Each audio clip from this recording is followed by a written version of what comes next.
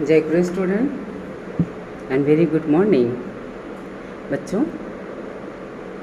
हम लोगों ने पिछली क्लास में पार्ट 1 हिंदुस्तान हमारा नामक कविता पढ़ा था, उसके अर्थ के बारे में जाना, पद्यांश लिखकर उसके प्रश्न उत्तर भी हमने लिखे हैं, है ना। शब्दार्थ भी हो गया है और इसमें लिखे हुए कुछ प्रश्न उत्तर हैं जो कि एक शब्द में लिखने के लिए लिखा था। मैंने आपको बताया था ना, एक शब्द में आएगा तो एक शब्द में लिखेंगे और एक वाक्य में आएगा तो एक वाक्य में लिखेंगे। तो मैंने एक वाक्य का भी इसी में लिख दिया है। जैसे गंगा को पृथ्वी पर कौन लाया था? गंगा को पृथ्वी पर भगीरथ ने लाया था। सबको मालूम है ना। शॉर्ट में लिखना होगा तो खाली भगीरथ लिखेंगे, अगर वाक्य में लिखना होगा तो आप लिखेंगे गंगा को पृथ्वी पर भगीरथ ने लाया था। ठीक है। चंद्रगुप्त ने किस पर विजय प्राप्त की थी? चंद्रगुप्त ने सिकंदर पर विजय प्राप्त की थी, है ना। शॉर्ट में हमने सिकंदर से लिखा था एक शब्द में। अभी एक वाक्य में क्या लिखेंगे? चंद्रगुप्त ने सिकंदर पर विजय प्राप्त की थी। सिंपल, बहुत इजी है। नेक्स्ट क्वेश्चन है, सिकंदर किससे हारा था? सिकंदर जो था वो किससे हारा था? तो हमने शॉर्ट में क्या लिखा था? चंद्रगुप्त से। लेकिन अगर हम डिटेल में लिख रहे हैं तो क्या लिखेंगे? सिकंदर चंद्रगुप्त से हारा था। भगवान बुद्ध का मूल संदेश क्या था? भगवान बुद्ध का मूल संदेश क्या था? भगवान बुद्ध का मूल संदेश था स्वयं पर विजय प्राप्त करना। मोदी जी ने बोला है ना कि बुद्ध के संदेश को आत्मसात करिए, मानिए अपने आप में ढालिए उसको। स्वयं पर विजय प्राप्त करेंगे तो सब चीज़ पे विजय प्राप्त कर सकते हैं। अग्नि परीक्षा किसने दी थी? अग्नि परीक्षा सीता माँ ने दी थी। सबको मालूम है ना। अग्नि परीक्षा जो था, रामायण तो आप लोग पढ़े हैं, सीता माँ ने दी थी। कविता की इन पंक्तियों का अर्थ लिखिए। जिसके जलते हुए दीप पर हम बालक परवान हैं। इसका अर्थ नहीं लिखना, इसको याद करना है आपको। ये आपका होमवर्क है, इसको याद करना है। ठीक है। तो हम इसका फिलअप्स दे सकते हैं, आप इसको फिल कर सकते हैं इजीली ना। अब नेक्स्ट क्वेश्चन नंबर 4 देखते हैं। इसके बारे में दो वाक्य लिखिए। भगवान बुद्ध के बारे में। जानते हैं आप भगवान बुद्ध को? भगवान बुद्ध के बचपन का नाम क्या था? सिद्धार्थ था। आपने पढ़ा होगा लेसन, या अब पढ़ेंगे। उनके बचपन का नाम क्या था? सिद्धार्थ था। महात्मा बुद्ध ने बौद्ध धर्म का प्रचार और प्रसार किया था। ये आगे चलकर महात्मा बुद्ध कहलाए थे और उन्होंने बौद्ध धर्म का प्रचार और प्रसार किया था। ठीक है। भगीरथ कौन थे? क्या है इनके बारे में? भगीरथ महान साधक और तपस्वी थे। भगीरथ जो थे महान साधक और तपस्वी थे। वे कठिन तपस्या करके गंगा जी को पृथ्वी पर लाए थे, है ना। भगीरथ जो थे बहुत कठिन तपस्या किया उन्होंने और पृथ्वी पर गंगा जी को लेकर आए। ये अपना एक्सरसाइज हो गया है। अब भाषा ज्ञान आ गया है। आप जानते हैं कि अ, आ, क, ज, स, ह आदि वर्ण कहलाते हैं। इन्हें अक्षर भी कहते हैं। ठीक है।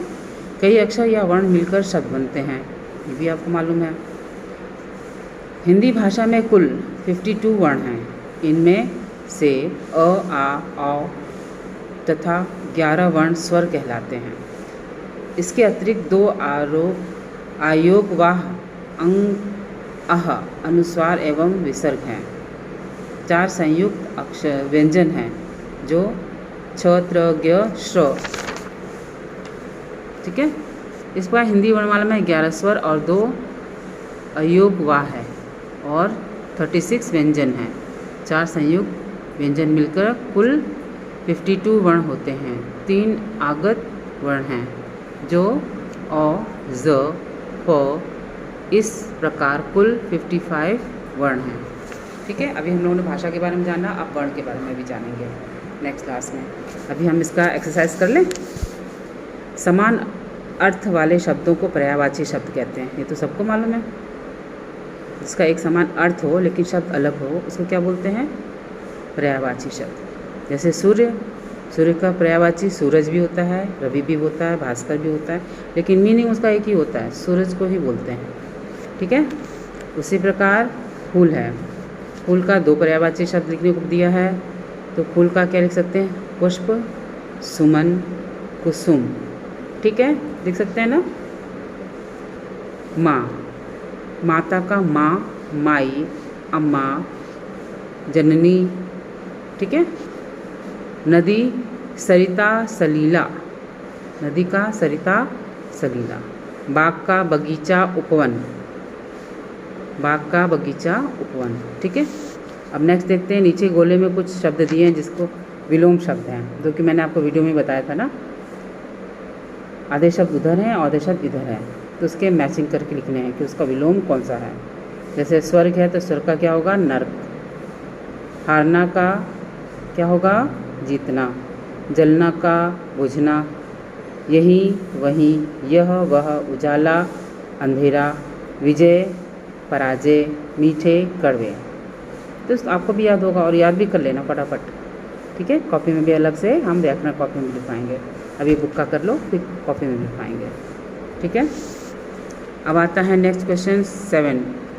निम्नलिखित शब्दों में से शुद्ध शब्द चुनकर लिखिए। इसमें दिया है दृश्य, दृश्य, दृश्य, दिश, पर इसमें शुद्ध क्या होगा? दृश्य। री की मात्रा जहाँ लगी है ना, छोटा सा सी लगा है, री की मात्रा, दृश्य, ये सही होगा। ठीक है, इसको हम शुद्ध बोलेंगे क्योंकि हम ऐसे ही लिखते हैं। ठीक है, दृश्य, ये। अब नेक्स्ट आता है, इस पाठ में कुछ व्यक्तियों, स्थानों एवं वस्तुओं के नाम दिए गए हैं। व्यक्तियों के नाम, देश प्रदेश के नाम, स्थानों के नाम, वस्तुओं के नाम। जिन वस्तुओं का नाम होता है उसके क्या बोलते हैं? संज्ञा। और हर वस्तुओं के नाम होते हैं, बिना नाम के तो कुछ नहीं होता है ना। जैसे व्यक्तियों के नाम में बुद्ध और राम, इस कविता से लिया गया है। ठीक है, बुद्ध है, राम है, भगीरथ है, और भी ले सकते हैं जितना भी निकल आए। और देश प्रदेश के नाम, हिंदुस्तान, कश्मीर, भारत। स्थानों के नाम, देश, स्वर्ग। वस्तुओं के नाम, मिट्टी, तलवार, और भी बहुत कुछ दिया है इस कविता में। जिन वस्तुओं का नाम होता है उसको संज्ञा कहते हैं। इसको आपको मालूम है, हमें मालूम है ना। नीचे बनी सारणी में 4 व्यक्तियों के नाम या 4 शहर, 4 देश, 4 वृक्ष, 4 अनाज के नाम और 4 फलों के नाम लिखिए। ठीक है, 4 व्यक्तियों के नाम, 4 व्यक्तियों के नाम लिखिए। अमन, अनु, अलका, प्रयास। और 4 शहरों के नाम, जबलपुर, आगरा, भारत, चीन। आसपास का भी लिख सकते हैं हम, जबलपुर के आसपास का भी नाम लिख सकते हैं। 4 पेड़ों के नाम, आपके घर के आसपास 4 पेड़ का नाम क्या है? हमारे तो पीपल है, बरगद है, आम है, नीम लिखा हुआ है। 4 अनाजों के नाम, चावल, दाल, गेहूँ, बाजरा। 4 फलों के नाम, आम, केला, सेब, अनार, अंगूर, जो भी आपको पसंद आता, पपीता, जो भी आता है वो लिखेंगे आप। ठीक है, ये एक्सरसाइज बुक का बहुत कंप्लीट करना है आपको, अधूरा मत छोड़ना। अब तक बुक आपकी आ गई होगी है ना, नहीं आई तो आज एनी हाउ खरीदवा दो, लॉकडाउन लगने वाला है, आपकी पढ़ाई फिर हो नहीं पाएगी। फिर आप 10-15 दिन आगे बढ़ जाओगे, फिर क्या होगा? पीछे पीछे रहोगे ना फिर। अब है शुद्ध शब्द, अशुद्ध शब्द। शुद्ध शब्द, अशुद्ध शब्द क्या है ना? पंक्ति और पंक्ति। पंक्ति है। फिर रश्मि, कभी भी आधे शब्द के बाद नहीं लगता मात्रा, उससे पहले ही लगता है। शक्ति, दृष्टि, भक्ति, मुक्ति, ये सही है। यह भी समझिए, मिले हुए शब्द को 2 तरह से लिखे जाते हैं, है ना, इसको भी समझना है आपको। नीचे दिए शब्दों में से शुद्ध और अशुद्ध शब्द अलग छांट के लिखिए, कौन सा शुद्ध है कौन सा अशुद्ध है ना। परीक्षा,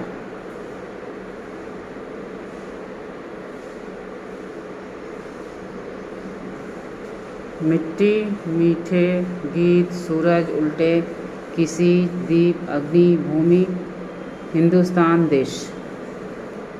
इसमें कौन सा सही है कौन सा गलत है आपको समझ में आ गया? ये सही है, ये सही है, ये सही है, ये सही है, ये सही है, ये सही है, ये सही है, ये सही है ना,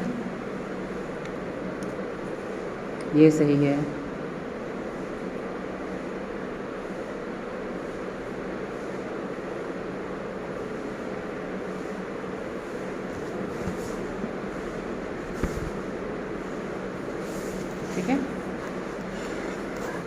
आपको बुक में से देख के लिखना पड़ेगा। बस एक्सरसाइज ख़त्म हो गया इस लेसन का, ठीक है। अब हम लोग पार्ट 2 देखते हैं। पार्ट 2 के शब्दार्थ, पार्ट 2 के शब्दार्थ हैं। पहले पार्ट का नाम तो पढ़ लें हम लोग। हर हर गंगे, गंगा जी के बारे में पूरा विस्तार से लिखा है। घर घर गंगे, है ना। गंगा हमारी पवित्र नदी है। गंगा जल में अद्भुत गुण हैं। गंगा में रोज़ हज़ारों व्यक्ति स्नान करते हैं। यह भारत के करोड़ों लोगों को कुंभ पर्व के अवसर पर इसमें स्नान करने का सौभाग्य प्राप्त होता है। ये दुख की बात है कि हमने इसे पवित्र नदी को गंदा कर दिया है ना। गंदगी इसमें डालते गए तो गंदा हो गया, वो हो गया है ना, है कि नहीं। तो हमारे यहाँ, हमारे देश में कितनी नदियाँ हैं, और पवित्र नदियों में गंगा, नर्मदा मानी जाती है ना। नर्मदा नदी हमारे जबलपुर शहर में ही बहती है ना, पास में गुजरती हैं, देखा है। चलिए शब्दार्थ देखते हैं। अद्भुत, अनोखी, पुराण, हिंदुओं के पवित्र ग्रंथ, वंशज, वंश के, भूगोल, वंश के, और भूगोल, पृथ्वी, उद्गम, निकास, अस्थियाँ, हड्डियाँ, आजीविका, रोजी, यातायात, आना जाना, आविष्कार, खोज, प्रेरित, प्रेरणा दिया, तरुण, जवान। बहुत कम है प्रश्नोत्तर, फिर से पढ़ें।